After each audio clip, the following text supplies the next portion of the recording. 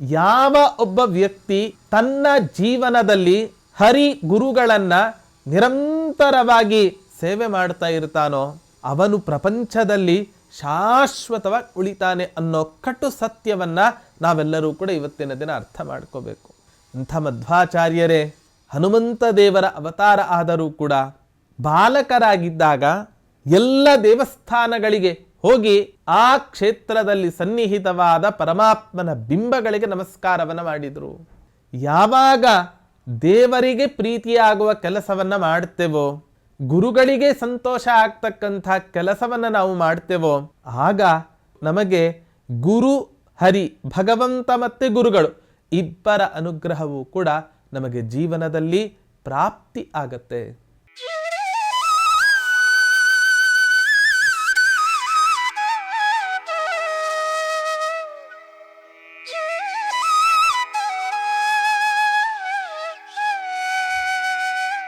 ಯೋಂತಃ ಪ್ರವಿಶ್ಯ ಮಮ ವಾಚಮಿಮಾಂ ಪ್ರಸುಪ್ತಾಂ ಸಂಜೀವಯತ್ಯಖಿಲಶಕ್ತಿಧರಸ್ವಧಾಮ್ನ ಅನ್ಯಾಂಶ್ಚ ಹಸ್ತಚರಣಶ್ರವಣತ್ವಗಾದೀನ್ ಪ್ರಾಣಾನ್ನಮೋ ಭಗವತೆ ಪುರುಷಾಯ ತುಭ್ಯಂ.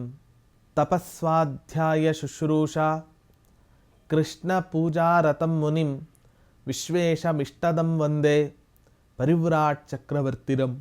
ಶ್ರೀ ಗುರುಭ್ಯೋ ನಮಃ. ಹರಿ ಓಂ. ರಾಯರ ಸಹಸ್ರನಾಮಾವಲಿಯಲ್ಲಿ ರಾಘವೇಂದ್ರ ತೀರ್ಥರ ಅನೇಕ ಮಹಿಮೆಗಳನ್ನು, ಅವರ ತಪಶಕ್ತಿಯನ್ನು, ಅವರ ಅಭೂತಪೂರ್ವವಾದ ವ್ಯಕ್ತಿತ್ವವನ್ನು ತಿಳಿಸ್ತಕ್ಕಂತಹ ಅನೇಕ ನಾಮಗಳ ಚಿಂತನೆಯನ್ನು ನಾವು ಮಾಡಿದ್ದೇವೆ. ಇನ್ನೊಂದು ರಾಯರ ಮಹಿಮೆಯನ್ನು ತಿಳಿಸ್ತಕ್ಕಂತಹ ಒಂದು ನಾಮ ಓಂ ದಾಸಾಯ ನಮಃ. ರಾಘವೇಂದ್ರ ತೀರ್ಥರು ಜಗತ್ತಿನಲ್ಲಿ ಇಷ್ಟ್ಯಾಕೆ ಪ್ರಸಿದ್ಧಿ ಬಂದರು? ನಾವು ಇವತ್ತಿನ ದಿನ ಇದ್ದೇವೆ, ಅವರು ಇದ್ದರು. ಅವರ ಜೀವನ ಇತಿಹಾಸವಾದರೆ ನಮ್ಮ ಜೀವನ ಯಾವ ಇತಿಹಾಸದ ಪುಟದ ಪರಂಪರೆಗೂ ಕೂಡ ಸೇರದೆ ಎಲ್ಲೋ ಒಂದು ಮೂಲೆಯಲ್ಲಿ ಇವತ್ತಿನ ದಿನ ಬಿದ್ದು ಹೋಗಿಬಿಟ್ಟಿದೆ. ಏನಿದಕ್ಕೆ ಕಾರಣ? ಕೃಷ್ಣಾವಧೂತರು ಹೇಳ್ತಾರೆ, ಹರಿ ವಾಯು ಗುರುಗಳ ದಾಸರು ಯಾರು ಜೀವನದಲ್ಲಿ ಆಗ್ತಾರೋ ನಿಶ್ಚಯವಾಗಿಯೂ ಕೂಡ ಅವರ ಕೀರ್ತಿ, ಅವರ ವ್ಯಕ್ತಿತ್ವ ಈ ಲೋಕದಲ್ಲಿ ಶಾಶ್ವತವಾಗಿ ಉಳಿಯುತ್ತೆ ಅಂತ ಹೇಳ್ತಾರೆ. ರಾಘವೇಂದ್ರ ತೀರ್ಥರ ಕಾಲದಲ್ಲಿ ಅನೇಕ ಹರಿದಾಸ ಪರಂಪರೆಗಳನ್ನು ಇವತ್ತಿನ ದಿನ ನಾವು ನೋಡ್ತೇವೆ. ರಾಯರಂಥ ದೊಡ್ಡ ತಪಸ್ವಿಗಳ ಆ ಕಾಲದಲ್ಲಿ ಇದ್ದರು. ಅನೇಕ ಸನ್ಯಾಸಿಗಳನ್ನು ಆ ಕಾಲದಲ್ಲಿ ಇದ್ದದ್ದನ್ನು ನಾವು ನೋಡ್ತೇವೆ. ದಾಸಚತುಷ್ಟಯರು, ವಿಜಯದಾಸರಾಗಬಹುದು, ಪುರಂದರದಾಸರು, ಜಗನ್ನಾಥದಾಸರು, ಗೋಪಾಲದಾಸರು, ದಾಸಚತುಷ್ಟಯರು ಇವತ್ತಿನ ದಿನವೂ ಕೂಡ ಹರಿಭಕ್ತರ ಮನಸ್ಸಿನಲ್ಲಿ ಕುಣಿದಾಡ್ತಾ ಇದ್ದಾರೆ ಅಂತ ಹೇಳಿದರೆ ಇದಕ್ಕೆ ಮುಖ್ಯ ಕಾರಣ ಏನು ಅಂತ ಹೇಳಿದರೆ, ಅವರು ತಮ್ಮ ಜೀವಿತಾವಧಿಯಲ್ಲಿ ಹರಿವಾಯು ಗುರುಗಳ ನಿಷ್ಕಲ್ಮಶವಾದ ಸೇವೆಯನ್ನು ಮಾಡಿರುವ ಫಲ ಇವತ್ತಿನ ದಿನ ಅವರ ಪ್ರಸಿದ್ಧಿಗೆ ಕಾರಣ ಆಗಿದೆ. ರಾಘವೇಂದ್ರ ಸ್ವಾಮಿಗಳು ಪರಮಾತ್ಮನ ಸೇವೆಯನ್ನು ಮಾಡಿದ ಪರಿ, ಮಾಡಿದ ರೀತಿ ಯಾವುದು ಅನ್ನೋದನ್ನು ನಮ್ಮಿಂದ ಊಹಿಸಿಕೊಳ್ಳಲಿಕ್ಕೂ ಕೂಡ ಸಾಧ್ಯ ಇಲ್ಲ, ಕಲ್ಪನಾತೀತವಾದದ್ದು. ಸನ್ಯಾಸಿಗಳ ಮುಖ್ಯ ಕರ್ತವ್ಯ ಆಶ್ರಮವನ್ನು ತಮ್ಮ ಗುರುಗಳ ಮೂಲಕ ತೆಗೆದುಕೊಳ್ಳತಕ್ಕಂಥ ಸಂದರ್ಭದಲ್ಲಿ ಗುರುಗಳು ಹೇಳತಕ್ಕಂತಹ ಮಾತು ವಿಷ್ಣೋ ಸರ್ವೋತ್ತಮತ್ವಂಚ ಸರ್ವದಾ ಪ್ರತಿಪಾದಯ ಎನ್ನುವ ಮಾತಿಗನುಗುಣವಾಗಿ ರಾಘವೇಂದ್ರ ತೀರ್ಥರು ಪರಮಾತ್ಮನ ಸರ್ವೋತ್ತಮತ್ವವನ್ನು ದೇಶದ ಉದ್ದಗಲಕ್ಕೂ ಕೂಡ ಹರಡಿ ಪರಮಾತ್ಮನ ಸರ್ವೋತ್ತಮತ್ವವನ್ನು ಸ್ಥಾಪನೆ ಮಾಡಿರತಕ್ಕಂತಹ ಮಹಾನುಭಾವರು ರಾಘವೇಂದ್ರ ತೀರ್ಥರು. ಸತ್ಯಂ ಸತ್ಯಂ ಪುನಃ ಸತ್ಯಂ ಉದ್ಧೃತ್ಯ ಭುಜ ಮುಚ್ಯತೆ ವೇದಶಾಸ್ತ್ರಾತ್ ಪರಂ ನಾಸ್ತಿ ನ ದೈವಂ ಕೇಶವಾತ್ ಪರಂ ಎನ್ನುವ ಆಚಾರ್ಯರ ಮಾತಿನಂತೆ ವೇದಶಾಸ್ತ್ರಕ್ಕೆ ಸಮಾನವಾದ ಶಾಸ್ತ್ರ ಈ ಪ್ರಪಂಚದಲ್ಲಿ ಇಲ್ಲ. ಹೇಗೋ ಹಾಗೆ ಸರ್ವೋತ್ತಮನಾದ ಪರಮಾತ್ಮನಿಗೆ ಸಮಾನನಾದ ವ್ಯಕ್ತಿಯೂ ಕೂಡ ಈ ಪ್ರಪಂಚದಲ್ಲಿ ಇನ್ನೊಬ್ಬ ಇರಲಿಕ್ಕೆ ಸಾಧ್ಯವೇ ಇಲ್ಲ ಅಂತ ಹೇಳಿ ತಮ್ಮ ಜೀವನದ ಉದ್ದಗಲಕ್ಕೂ ಕೂಡ ಸಾರಿದಂತಹ ಮಹನೀಯರು ಅಂತ ಹೇಳಿದರೆ ಅದು ರಾಘವೇಂದ್ರ ತೀರ್ಥರು ಅಂತ ಹೇಳಿದರೆ ತಪ್ಪಾಗಲಿಕ್ಕೆ ಇಲ್ಲ. ನಮ್ಮ ಜೀವನದಲ್ಲಿ ಗುರುವಿನ ಸ್ಥಾನ ತುಂಬ ಪ್ರಧಾನವಾದುದು. ಭಗವಂತನ ಮಾರ್ಗವನ್ನು ಇವತ್ತಿನ ದಿನ ಗುರುಗಳು ತೋರಿಸದೇ ಇದ್ದಲ್ಲಿ ಹೇಗ್ತಾನೆ ಆ ಭಗವಂತ ಇವತ್ತಿನ ದಿನ ನಮಗೆ ದೊರಕಲಿಕ್ಕೆ ಸಾಧ್ಯ? ಹಾಗಾಗಿ ಎಲ್ಲರೂ ಕೂಡ ತಮ್ಮ ಜೀವನದಲ್ಲಿ ಒಂದು ಸಾಧನೆಯನ್ನು ಮಾಡಬೇಕು ಅಂತಾದರೆ ಹೇಗೆ ಪರಮಾತ್ಮನ ಅನುಗ್ರಹ ನಮಗೆ ಮುಖ್ಯವಾಗಿ ಬೇಕೋ ಹಾಗೆ ಗುರುಗಳ ಅನುಗ್ರಹವೂ ಕೂಡ ನಮಗಷ್ಟೇ ಮುಖ್ಯವಾಗಿ ಬೇಕು. ಗುರುವಿನ ಸೇವೆಯನ್ನು ಮಾಡಿ ಫಲವನ್ನು ಪಡೆದಿರತಕ್ಕಂತಹ ಅನೇಕರ ಇತಿಹಾಸವನ್ನು ಇವತ್ತಿನ ದಿನ ನಾವು ಮಹಾಭಾರತದಲ್ಲಿ ಕಾಣುತ್ತೇವೆ.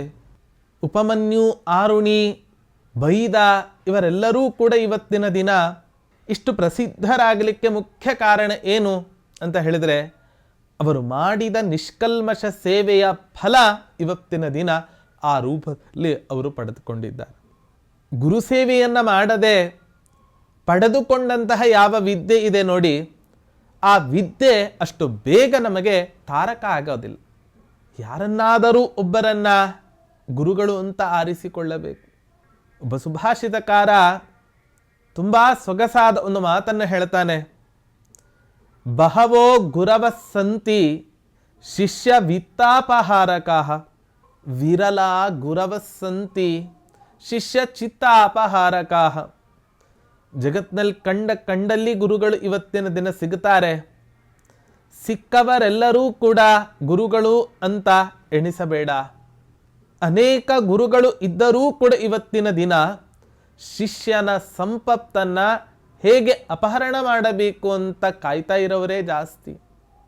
ಆದರೆ ವಿರಲ ಗುರವ ಸಂತಿ, ಕೆಲವು ಗುರುಗಳು ಇರ್ತಾರಂತೆ ಶಿಷ್ಯನ ಅಂತಃಕರಣವನ್ನು ಕದೀತಕ್ಕಂತಹ ಗುರುಗಳು. ಆದರೆ ಈ ಗುರುಗಳು 1000ಕ್ಕೊಬ್ಬ ಅಥವಾ 10,000ಕ್ಕೊಬ್ಬ ಇಂಥ ಗುರುಗಳು ಸಿಗಬಹುದು ಹೊರತು ಎಲ್ಲ ಗುರುಗಳಲ್ಲಿಯೂ ಕೂಡ ಇಂಥ ಗುಣಗಳನ್ನು ಕಾಣಲಿಕ್ಕೆ ಸಾಧ್ಯ ಇಲ್ಲ. ಹಾಗಾಗಿ ಇಂಥ ಗುರುಗಳನ್ನೂ ಕೂಡ ಮೀರಿಸಿದ ಮಹಾನುಭಾವರು ಯಾರು ಅಂತ ಹೇಳಿದರೆ ಅದು ರಾಘವೇಂದ್ರ ತೀರ್ಥರು. ಇದೇ ರಾಘವೇಂದ್ರ ತೀರ್ಥರು ವ್ಯಾಸರಾಜರಾಗಿ ವ್ಯಾಸತೀರ್ಥರಾಗಿ ಅವತಾರವನ್ನು ತಾಳಿದಾಗ ಗುರುಗಳಿಗೆ ಸಲ್ಲಿಸಿದ ಸೇವೆ ಒಂದೇ ಎರಡೇ. ತಮ್ಮ ಅವತಾರ ಕಾಲದಲ್ಲಿ ಜೀವಿತಾವಧಿಯಲ್ಲಿ ಸುಮಾರು 700ಕ್ಕೂ ಹೆಚ್ಚು ಮುಖ್ಯ ಪ್ರಾಣದೇವರ ಪ್ರತೀಕಗಳನ್ನು ಅಲ್ಲಲ್ಲಿ ಗ್ರಾಮಗಳಲ್ಲಿ ಪ್ರತಿಷ್ಠಾಪನೆಯನ್ನು ಮಾಡಿ ಇವತ್ತಿಗೂ ಕೂಡ ನಿರಂತರವಾಗಿ ಪೂಜೆ ಸಲ್ತಾ ಇದೆ ಅಂತ ಹೇಳಿದರೆ ವ್ಯಾಸತೀರ್ಥರ ದೂರದೃಷ್ಟಿ ಅಥವಾ ಆ ವ್ಯಾಸತೀರ್ಥರು ಮಾಡಿದ ಗುರುಭಕ್ತಿ ಎಷ್ಟು ಅನ್ನೋದನ್ನು ನಾವು ನೋಡಬೇಕು. ಆಚಾರ್ಯ ಶ್ರೀಮದಾಚಾರ್ಯ ಸಂತು ಜನ್ಮನಿ ಜನ್ಮನಿ ಎಂಬ ಮಾತಿನಂತೆ ನಮಗೆಲ್ಲರಿಗೂ ಕೂಡ ಗುರುಗಳು ಅಂತ ಹೇಳಿದರೆ ಅದು ಮಧ್ವಾಚಾರ್ಯರು. ಅಂತಹ ಮಧ್ವಾಚಾರ್ಯರು ವಾಯುದೇವರ ಅವತಾರರಾದ್ದರಿಂದ ಇದನ್ನು ಮನಗಂಡ ಆ ವ್ಯಾಸತೀರ್ಥರು ಹನುಮಂತ ದೇವರ ಪ್ರತೀಕಗಳನ್ನು ಎಲ್ಲೆಡೆ ಪ್ರತಿಷ್ಠಾಪನೆಯನ್ನು ಮಾಡಿ ಆಯಾಯ ಗ್ರಾಮದಲ್ಲಿ ಧಾರ್ಮಿಕ ಜಾಗೃತಿಯನ್ನು ನಾನು ಮಾಡಲಿಕ್ಕೆ ಪ್ರವೃತ್ತನಾದರೆ ಅದು ಒಂದು ಅರ್ಥದಲ್ಲಿ ಗುರುಸೇವೆಯೇ ಆಗತ್ತೆ ಅನ್ನೋ ಒಂದು ಚಿಂತನೆಯನ್ನು ದೂರದೃಷ್ಟಿಯನ್ನು ಇಟ್ಟುಕೊಂಡು ಆ ಗುರುಸೇವೆಯನ್ನು ಮಾಡಿದಂಥ ಮಹನೀಯರು ರಾಘವೇಂದ್ರ ತೀರ್ಥರು. ಹೀಗೆ ಇದೇ ವ್ಯಾಸರಾಜರೇ ಒಂದು ರಾಘವೇಂದ್ರ ತೀರ್ಥರಾಗಿ ಅವತಾರವನ್ನು ಮಾಡಿ ಹೇಗೆ ತಮ್ಮ ಪೂರ್ವಾವತಾರದಲ್ಲಿ ಭಗವಂತನ ಗುರುಗಳ ಸೇವೆಯನ್ನು ಮಾಡಿ ಕೀರ್ತಿ ಪತಾಕೆಯನ್ನು ಹಾರಿಸಿದರೋ ಹಾಗೆ ರಾಯರಾಗಿದ್ದಾಗಲೂ ಕೂಡ ಮಾಡಿದ ಭಗವಂತನ ಸೇವೆ ಒಂದೇ ಎರಡೇ. ಅನೇಕ ಕೀರ್ತನೆಗಳನ್ನು ರಚನೆ ಮಾಡಿದ್ದಾರೆ. ಅನೇಕ ಗ್ರಂಥಗಳನ್ನು ಇವತ್ತಿನ ದಿನ ರಚನೆ ಮಾಡಿ ದಾರ್ಶನಿಕ ಪ್ರಪಂಚಕ್ಕೆ ಕೊಟ್ಟಿದ್ದಾರೆ.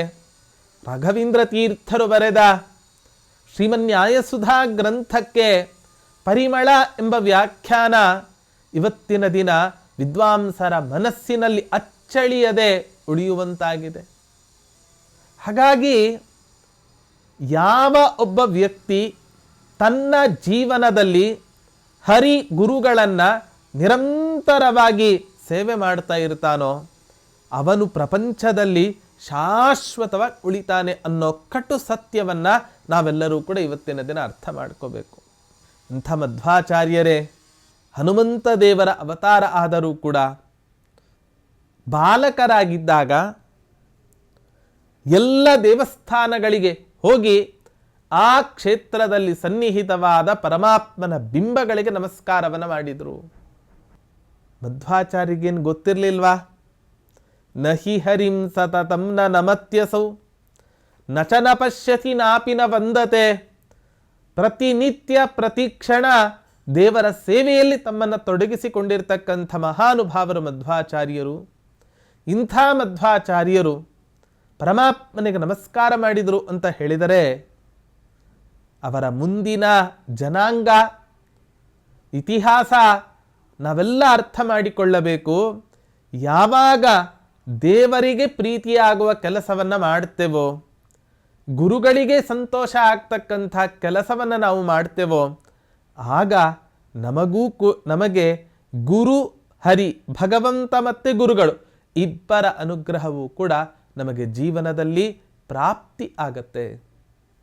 ಇದಕ್ಕೆ ದೊಡ್ಡ ನಿದರ್ಶನ ಕಲಿಯುಗದ ಕಲ್ಪವೃಕ್ಷ ಕಾಮಧೇನುಗಳಾದ ರಾಘವೇಂದ್ರ ತೀರ್ಥರು ಅಂತ ಹೇಳಿದರೆ ತಪ್ಪಾಗಲಿಕ್ಕೆ ಇಲ್ಲ.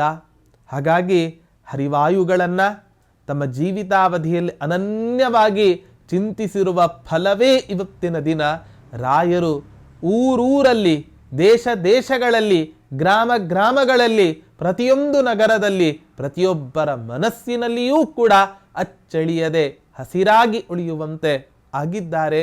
ಇಂತಹ ರಾಯರು ಯಾವ ಸೇವೆಯನ್ನು ಮಾಡಿದ್ದಾರೋ ಆ ತರಹದ ಸೇವೆ ನಮಗೂ ಕೂಡ ದೊರಕಲಿ, ಆ ಸೇವಾಭಾಗ್ಯ ನಮಗೂ ಕೂಡ ದೊರಕಲಿ ಅಂತ ಪ್ರಾರ್ಥನೆಯನ್ನು ಮಾಡ್ತಾ ಶ್ರೀಕೃಷ್ಣಾರ್ಪಣಮಸ್ತು.